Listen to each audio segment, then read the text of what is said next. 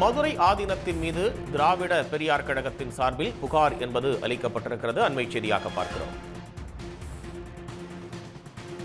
தமிழ்நாட்டில் மத மோதலை உருவாக்கும் விதமாக திட்டமிட்டு இந்த மதுரை ஆதீனமாக நியமிக்கப்பட்டிருக்கிற ஞான சம்பந்த தேசியனா அவர் செயல்பட்டுறார்.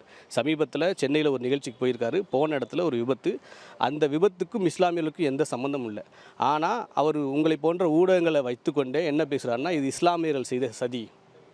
2 பேரிகார்டு இருந்துச்சு, பேரிகார்டை தாண்டி எங்கள் காரில் மோறினாங்க. அதில் நம்பர் பிளேட் இல்லை, தலையில் குல்லா வச்சுருந்தாங்க, தாடி வச்சுருந்தாங்க அப்படின்னு சொல்கிறாங்க. ஆனால் காவல்துறை அந்த சிசிடிவி காணொலியை வெளியிடுறாங்க. அதில் அப்படி எந்த சம்பவம் நடக்கவே இல்லை. அது நம்ம எல்லாருமே பார்த்துருக்குறோம். இவர் தான் தன்னுடைய காரில் வேகமாக வர்றாரு. அந்த சொல்லப்போனால் இவரால் அந்த இஸ்லாமியர் இறந்து போயிருக்கணும், அந்த காரில் வந்தவங்க தான் இறந்து போயிருக்கணும். ஆனால் பழியை தூக்கி இஸ்லாமியர் மேலே போடுறாங்க. இது பாகிஸ்தானோட சதி அப்படின்னு வேறு சொல்கிறாரு.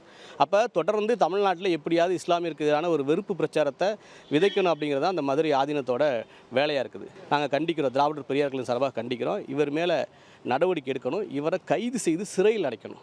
உடனுக்குடன் செய்திகளை தெரிந்து கொள்ள சன் நியூஸ் பெல் ஐகானை கிளிக் பண்ணுங்க.